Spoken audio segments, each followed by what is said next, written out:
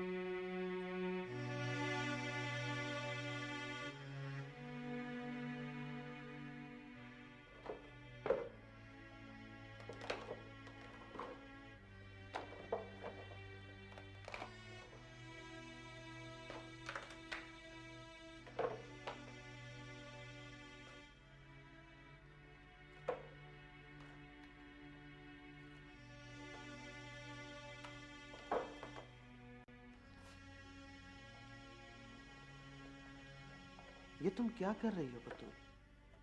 किसी के खत्म होने से जिंदगी यूं खत्म नहीं हो जाती। लेकिन जिंदगी की उम्मीद तो खत्म हो जाती है ना। कौन है अब मेरा?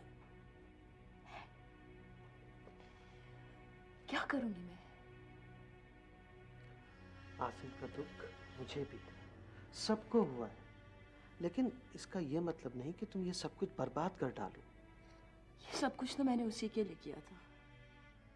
आपको तो सिर्फ दुख हुआ है, लेकिन मेरे लिए तो सब कुछ खत्म हो गया।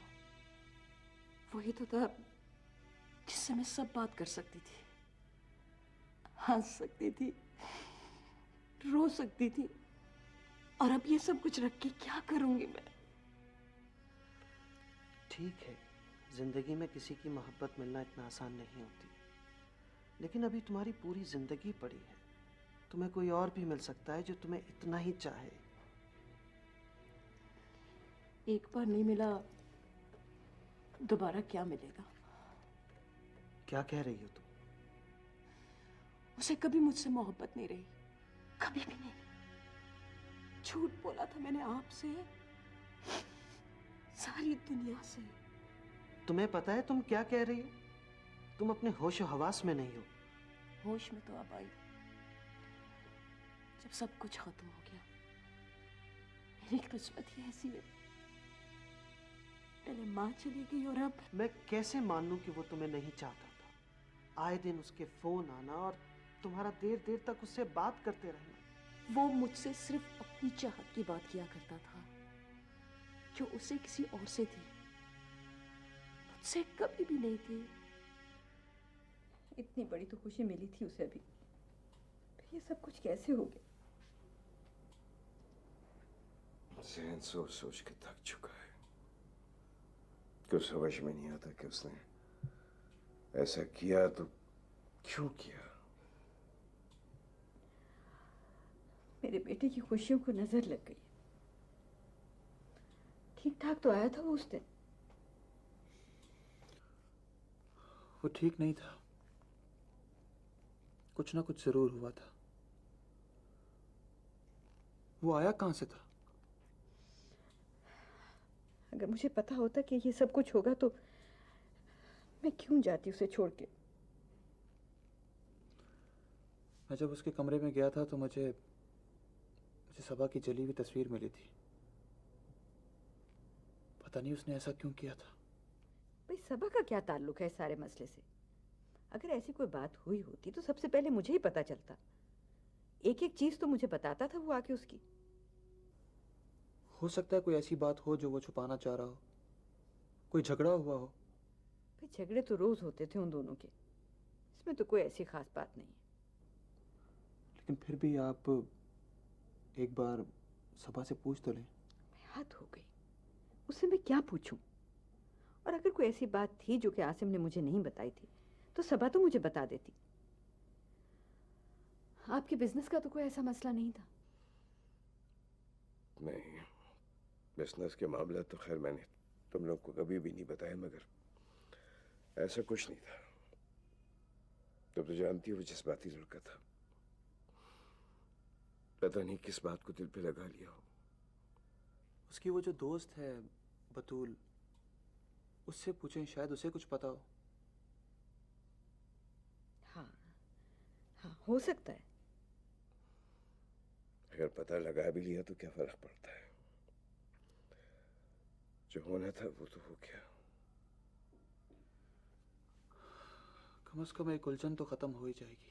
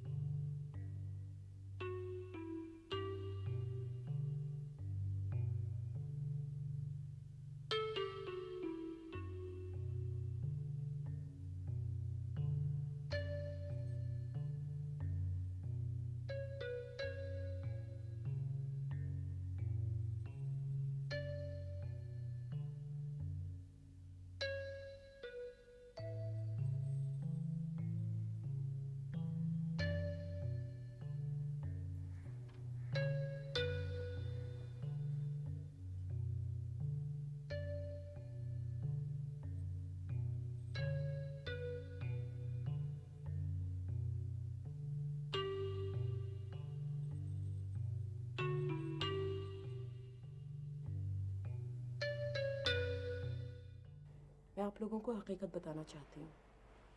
मैं इसलिए खामोश थी कि यह आप लोगों का ख़ानदानी मामला था, लेकिन आसिम से मेरा भी कोई वास्ता था। दोस्त था वो मेरा।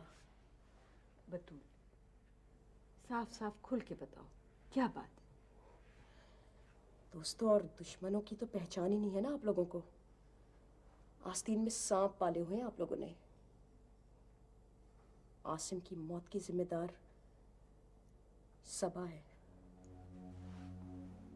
क्या कह रही हो तुम? वो उसकी जिम्मेदार कैसे हो सकती है? वो तो उसकी मंगेतर थी, दोनों की शादी होने वाली थी। यही तो वजह है आसिम की खुदकुशी की, शादी। सबा ने तो ये मंगनी तोड़ दी थी। तुम्हें पता है कि तुम क्या कह रही हो? मुझे अच्छी तरह से पता है मैं क्या कह रही हूँ। वो कभी भी इस रिश्ते से खुश नहीं थी। आसिम ही सब कुछ उसके लिए किया करता था। तुम सच कह रही हो, ये हम कैसे मान लें? ना भी माने तो मुझे कोई फर्क नहीं पड़ेगा। अगर आप लोग अभी भी अंधेरे में रहना चाहते हैं तो ये आपकी अपनी मर्जी। तुम मेरी भांजी पर इल्जाम लगा रही हो। वो ऐसा नहीं कर सकती। मुझे इल्जाम लगाने से कोई फायदा नहीं होगा। आप बुलाएं अपनी लाडली भांजी को और पूछें क्या हुआ था उस रात। क्या उसने मंगनी से इनकार नहीं कर दिया था? ये मंगनी टूटने वाली बात तुम्हें किसने बताई? आसिम ने। पहले तो सबा ने उसकी बेइज्जती की, मजाक उड़ाया उसकी मोहब्बत का, दिल खोल कर उसको सुनाया और फिर मंगनी तोड़ दी। आसिम का लहजा बिल्कुल टूटा हुआ था। मैं समझी सुबह तक सही हो जाएगा।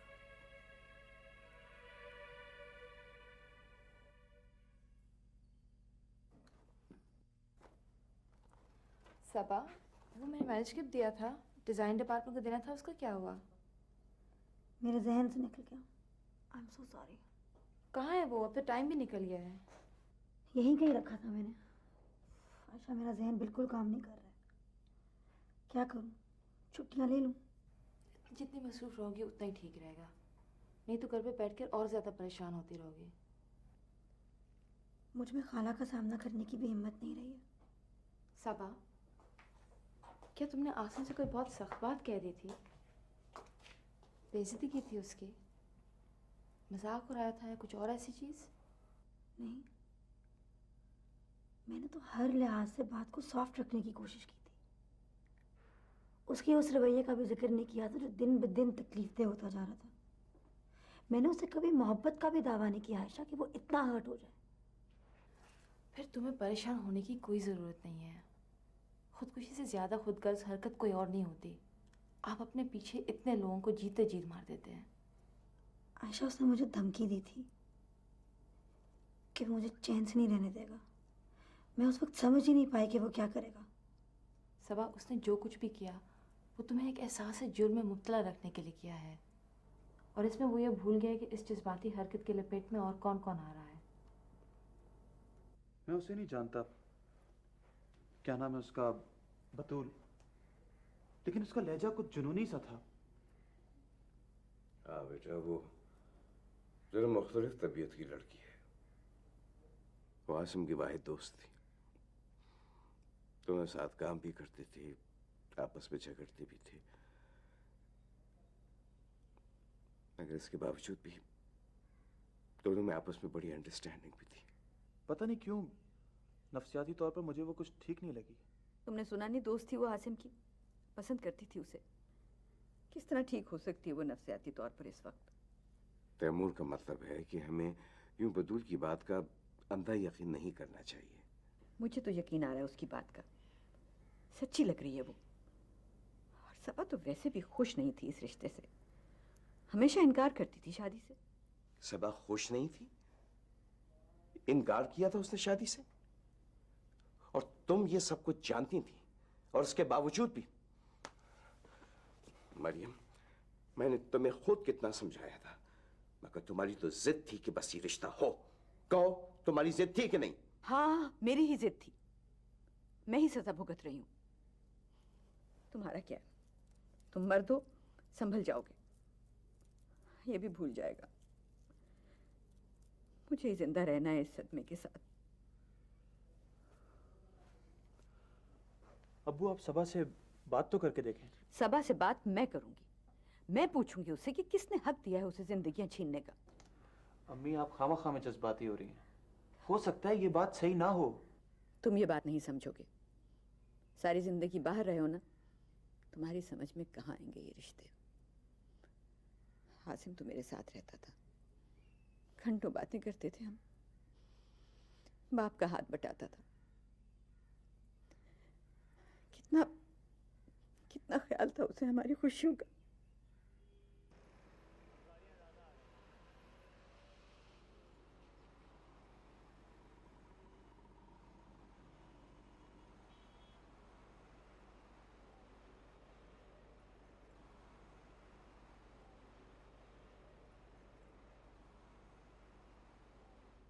मरियम, तुम तो ऐसे बात कर रही हो जैसे हमारा उससे कोई रिश्ता ही नहीं था। काश ये बात मैंने पहले समझ ली होती, काश मुझे मालूम होता कि तुम लोगों की तरफ से मुझे इतना बड़ा सदमा मिलेगा, मेरा बेटा छिन जाएगा मुझसे। मरियम, तुम्हारा बेटा मेरा भांजा भी था, इसका मंगेतर भी था। नहीं था इसका मंगेतर, इसने सारे रिश्ते खत्म कर दिए थे उससे, बगैर मुझे बताए, बगैर किसी से मशवरा किए। क्या क्या कह रही हो तुम? ये कैसे हो सकता है? सबा हरगिज ऐसा नहीं कर सकती। पूछो इससे, पूछो क्या इसने ऐसा नहीं किया, क्या इसने मंगनी नहीं तोड़ी? और उसी रात हासिम ने खुदकुशी कर ली थी, कितना चाहता था वो इसे। चुप क्यों बैठी हो? बोलती क्यों नहीं? बताती क्यों नहीं खाला को? कह दो ना कि ये सब कुछ झूठ है, इन्हें गलतफहमी हुई है। अम्मी, ये झूठ नहीं है, लेकिन ये सच भी नहीं है। मैंने आसिम से मंगनी जरूर तोड़ी थी, लेकिन मैं उसकी मौत की तो जिम्मेदार नहीं हूं। तो फिर कौन जिम्मेदार है? अगर तुम ऐसा ना करती तो वो आज मेरे पास होता। खाला, आपको नहीं पता कि मैंने किन हालात में ये बात की थी। हालात कैसे भी हों, लेकिन तुम्हें कोई हक नहीं था उसे इस तरह से बेइज्जत करने का। आप मुझे बेटी कहती हैं, अगर बेटी समझती तो कभी ऐसा ना कहती। महमूदा, इससे कहो कि यहां से चली जाए।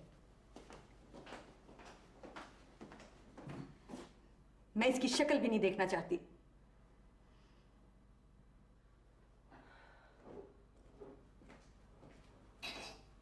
मरियम, मरियम देखो, हो सकता है इसने वो बात उस अंदाज से ना कही हो जिस तरह से आसिम ने उसे लिया। इनकार का मतलब सिर्फ इनकार होता है, ये सदमा तो सिर्फ मेरे लिए है, मुझे को बर्दाश्त करना होगा। मैं अपनी बहन को मुंह दिखाने के लायक नहीं रही, कहीं का नहीं छोड़ा इस लड़की ने मुझे। हालात को ठंडे दिल से समझने की कोशिश करो, जज्बाती जुमलों से बात मजीद बिगड़ेगी।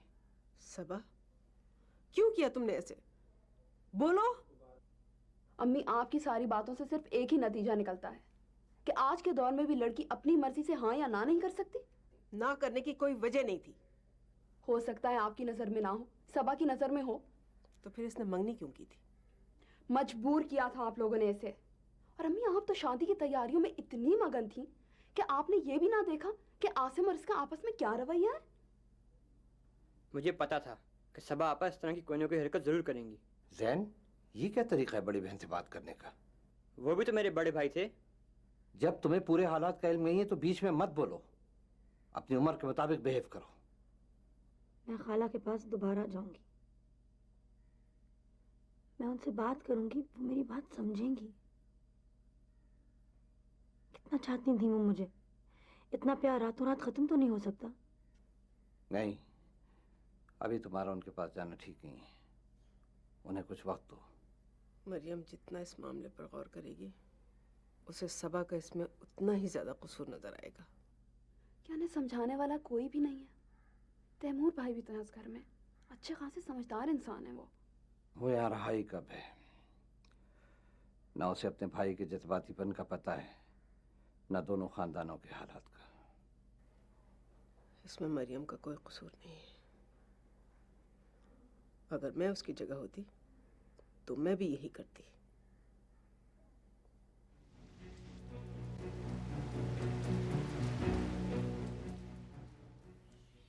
आपको बिल्कुल ऐसा नहीं करना चाहिए था। अभी तो उन लोगों ने इतना बड़ा सदमा उठाया है। मैंने जो किया ठीक किया। सबा के साथ ऐसे ही होना चाहिए था। चली थी दूसरों की हमदर्दियां समेटने के लिए। अभी दोनों खानदानों में नफरतें बढ़ गई हैं। आप चाहती तो माफ कर सकती थी। क्यों माफ कर दूं उसको मैं तो उसको 1 मिनट भी चैन से नहीं जीने दूंगी। जिंदगी आजाब बना दूंगी उसके लिए मैं। उन लोगों ने तो आपका बुरा नहीं चाहा। और बतूल बाजी, किस्मत के लिखे को कोई नहीं मिटा सकता। तुम क्यों उनकी इतनी हिमायत कर रहे हो? और तुम्हें अगर कोई बात नहीं पता है ना तो चुप करके बैठे रहो।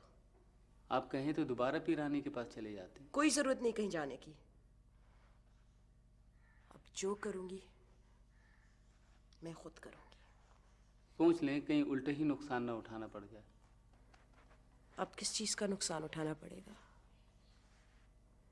कभी सोचा भी नहीं था जिंदगी इतनी खाली हो जाएगी। तुम्हारी हिम्मत किस तरह हुई यहाँ आने की? रिश्ते इतनी आसानी से तो ख़त्म नहीं हो सकते। ये बात तुमसे बेहतर कौन जान सकता है कि रिश्ते कितनी आसानी से ख़त्म होते हैं। मैं आपकी भांजी भी तो हूँ। आपने मुझे माँ की तरह पाला है।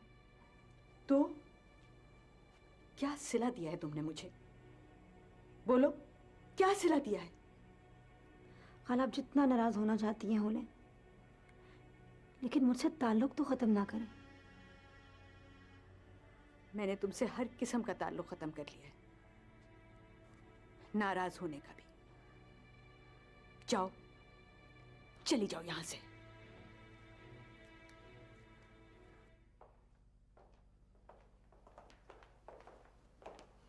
तुमने देखा तैमूर काम कितना फैल गया है।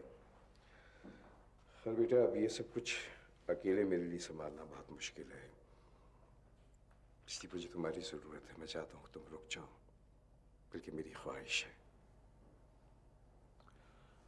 मैं जानता हूँ अब्बू, आपको मेरी ज़रूरत है,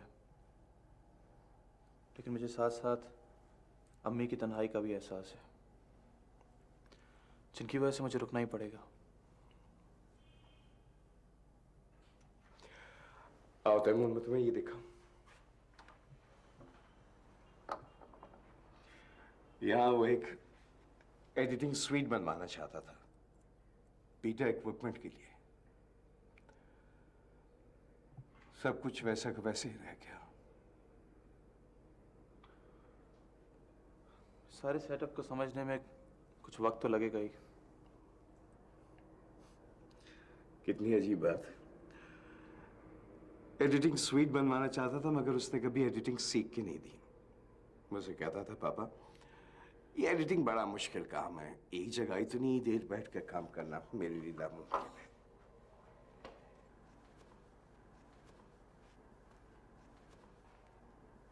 कितने एडिटर्स हैं? 3 मुख्तलिफ शिफ्ट्स में काम होता है। बैठो। बतूल से तो तुम मिल चुके हो ना? वैसे आजकल वो ऑफिस नहीं आ रही। लगता है आसिम से उसकी काफ़ी दोस्ती थी। हाँ, वो शुरू से ही फैमिली मेंबर्स की तरह नहीं थी। मिजाज की जरा तेज है, बट आसिम की बात फिर भी मान लेती थी। कब से नहीं आई वो? उसी दिन के बाद से। घर आई थी तो मैंने उसको समझाया था बहुत। कह रही थी कि अंकल, मुझे ऐसा लगता है जैसे अभी किसी कमरे में से आसिम निकल आएगा। साफ बात है, लगता तो मुझे भी ऐसा ही है। उसका घर कहाँ है? मैं उससे खुद बात करूंगा।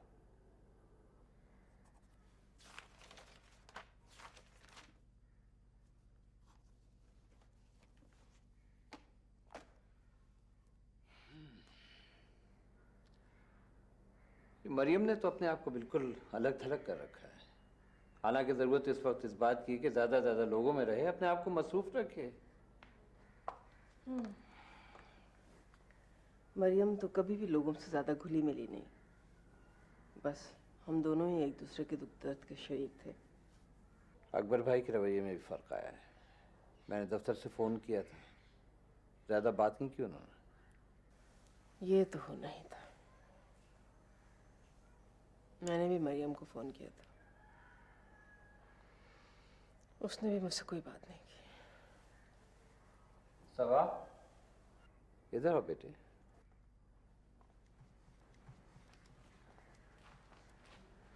बैठो। दफ्तर गई थी आज? काम में दिल नहीं लग रहा बा, कोई चीज़ सही नहीं हो रही मुझसे। ये मसले का हल तो नहीं है, जिंदगी में वापस आना तो होगा ना। मैं आज खाला के घर गई थी उनसे बात करने। उन्होंने मुझे साफ साफ कह दिया कि वो मुझसे मिलना नहीं चाहती। अगर तुम्हें खाला का इतना ही एहसास होता तो ये सब कुछ होता ही क्यों? अम्मी, मुझसे कोई सही तरह बात नहीं कर रहा है, आप ही सिर्फ तंज कर रही हैं। तो इसका जिम्मेदार कौन है? तुम्हारी वजह से मेरी बहन छिन गई मुझसे। ये कोई कम सदमा है मेरे लिए? आपने हमेशा बहन बन के सोचा है, कभी माँ बन के सोचिए। पहले आप मुझे रिश्ते मजबूत करने के लिए इस्तेमाल कर रही थी और अब रिश्ते टूटने की वजह समझ रही हैं। तो तुम्हारे अलावा इसकी वजह कोई और है? महमूदा, क्या हो गया है तुम्हें? क्या तुम समझती हो कि सदमा सिर्फ तुम्हें हुआ है? अभी मेरा कुछ करने का मूड नहीं है। जब दिल चाहेगा तो कर लूंगी काम। और दिल कब चाहेगा? पता नहीं। तुम बहुत क्रिएटिव हो, ये क्या बाकायदा सीखा है? शौक था मेरा। और अब नहीं रहा। तुम इससे बहुत कुछ कमा सकती हो। हाँ, लेकिन मैं बिजनेस माइंडेड बिल्कुल नहीं हूँ। मुझे पता है तुम सिर्फ आसिम के लिए काम करती थी। क्या उसे मालूम था कि तुम उसे चाहती हो? उससे पता था या नहीं, अब इससे कोई फर्क नहीं पड़ता है। मैं तो इस टॉपिक पर भी बात नहीं करना चाहती। जब तुम खुद बहुत सी बातें कर सकती हो, इस बात का अंदाजा किए बगैर कि इसके असरात क्या होंगे, तो कुछ बातें सुनने में भी कोई हर्ज नहीं है। मैंने जो बेहतर समझा वो किया। हर दफा मैं ही क्यों खामोश रहूं?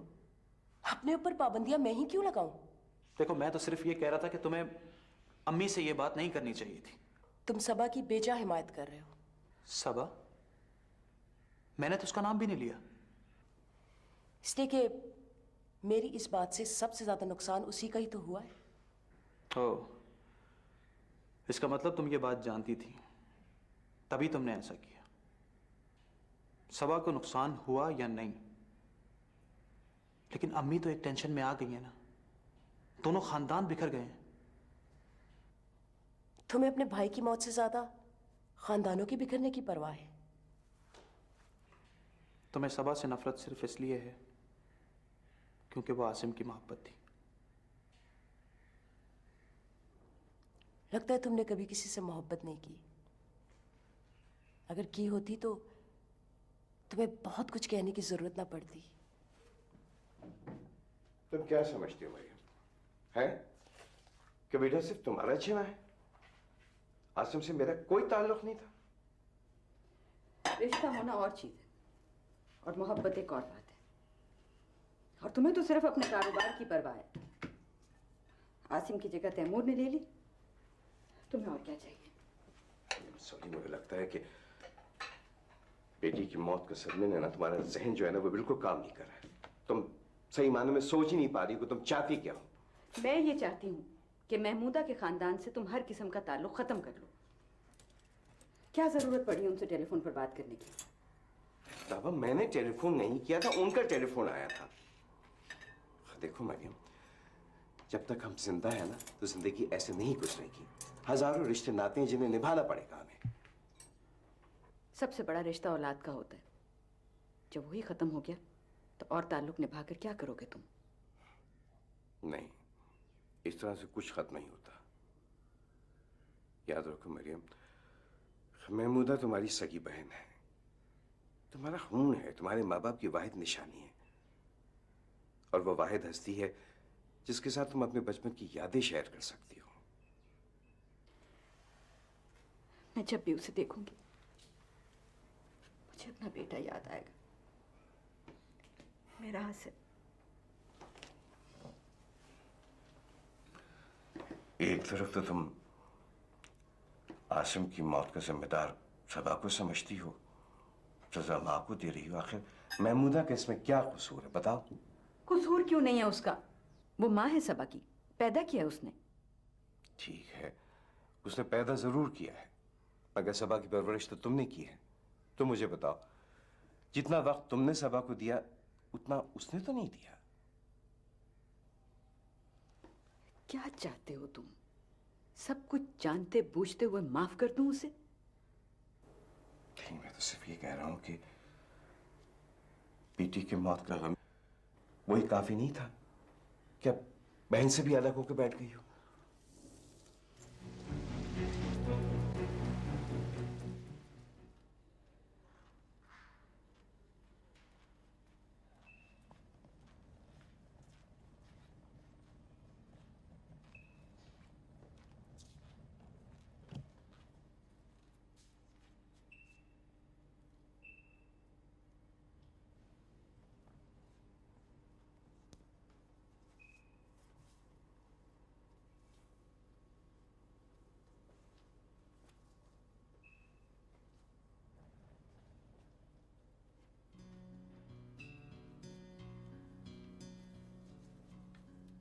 खाला कैसी हैं? वो ठीक नहीं है। तुम कैसी हो? मैं सही हूँ। तुम मुझसे कुछ कहना चाहते हो? क्या? जो सब कह रहे हैं। बात को दोहराने से क्या फायदा? मुझे आजकल आदत सी हो गई है कुछ बातें सुनने की। कुछ करने के बाद कुछ सुनना तो पड़ता ही है। खुदा हाफिज।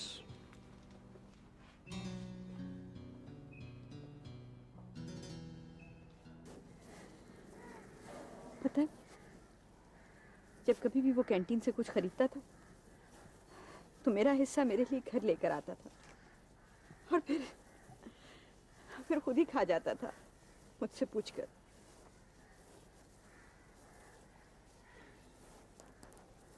उसे ये हरकत नहीं करनी चाहिए थी। अपनी मोहब्बत की खातिर उसने इतना बड़ा दुख दिया है हमें। हमारा जरा भी ख्याल नहीं किया उसने। आखिर मैंने उसे पैदा किया था, उसे पढ़ाया लिखाया, उसकी जरा जरा से रोने पर सारी सारी रात जागकर गुजारी मैंने, कि इसलिए कि वो अपनी जिंदगी के साथ जो चाहे करे। हमारा कोई भी हक नहीं था क्या उस पर?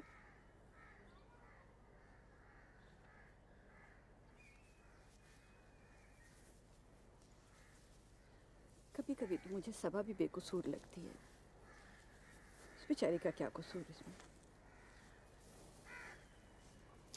लेकिन फिर मुझे गुस्सा आ जाता है, मैं सब कुछ भूल जाती हूँ। मुझे तो अपने जज्बात पर भी काबू नहीं रहा। उधार ही तो मांग रहा हूँ, वापस कर दूंगा। पहले किए तुमने कभी पैसे वापस, क्या अब करोगे? अम्मी अब्बू से क्यों नहीं मांगते हो? वो फिर लंबा सिलसिला शुरू हो जाएगा। क्यों चाहिए, किस लिए चाहिए, अच्छा क्या है, बुरा क्या है, लंबे लंबे लेक्चर सुनो। तो वो तो मैं भी पूछूंगी, क्या करोगे तुम पैसों का? भाई सारे दोस्त मिलकर बीच पर जा रहे हैं, दिन भर वहां रहेंगे, रात को देर से वापस आएंगे, पैसे देने या नहीं?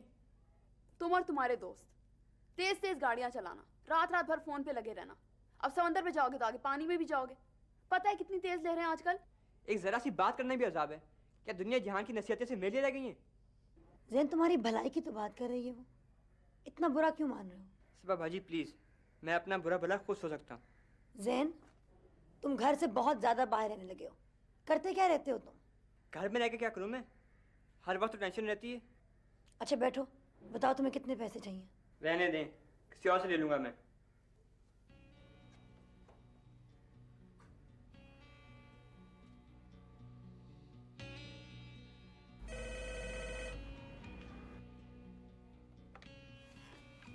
हेलो, क्या हाल है? कैसी गुजरी है जिंदगी? कौन? मैंने तो तुम्हारी आवाज पहचान ली। तुमने क्यों नहीं पहचानी? बतूल बात कर रही हूँ। आदत नहीं है ना तुम्हारी आवाज सुनने की। जिसकी आवाज सुनने की आदत थी उसका क्या हश्र किया तुमने? तुम्हारा और मेरा कोई ऐसा ताल्लुक नहीं है कि तुम मुझसे इस लहजे में बात करो। एक ताल्लुक है ऐसा सबा जो मुझे इस लहजे में बात करने का हक देता है, और वो ताल्लुक ये है जिससे तुम नफरत करती थी। मैं उससे मोहब्बत करती थी। मैंने कभी नफरत नहीं की है किसी से। तुम्हें नींद आ जाती है रात को? सुना है जुर्म का एहसास किसी को सोने नहीं देता। क्या तुम भी समझती हो कि मैं मुजरिम हूँ? मुझे आसिम ने एक एक लफ्ज बताया था जो तुमने उससे कहा था। कत्ल सिर्फ बंदूक की गोली से तो नहीं होते, लफ्जों से भी हो जाते हैं। हाँ, शायद मैं हूं मुजरिम। सजा मिल तो रही है उसकी। जरूरी तो नहीं है कि इंसान जेल में ही उम्र कैद काटे। तुम्हें सजा जरूर मिलेगी क्योंकि तुम इसकी हकदार हो, और अगर तुम्हारा जमीर मर भी गया तो मैं उसे जिंदा रखूंगी।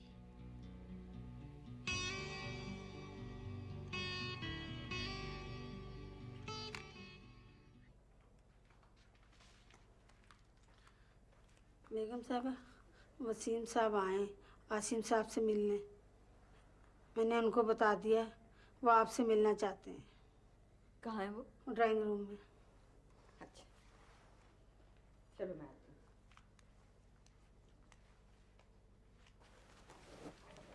अस्सलाम वालेकुम। अस्सलाम वालेकुम। आई एम सॉरी, मुझे पता नहीं था।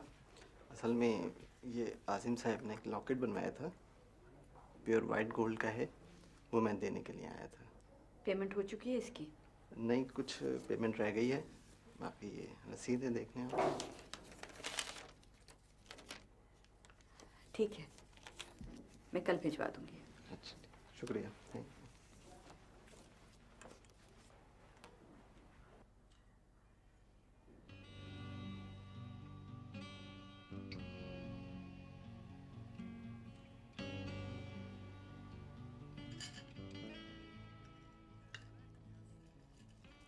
आसिम का ऑर्डर किया हुआ लॉकेट मिला था मुझे आज।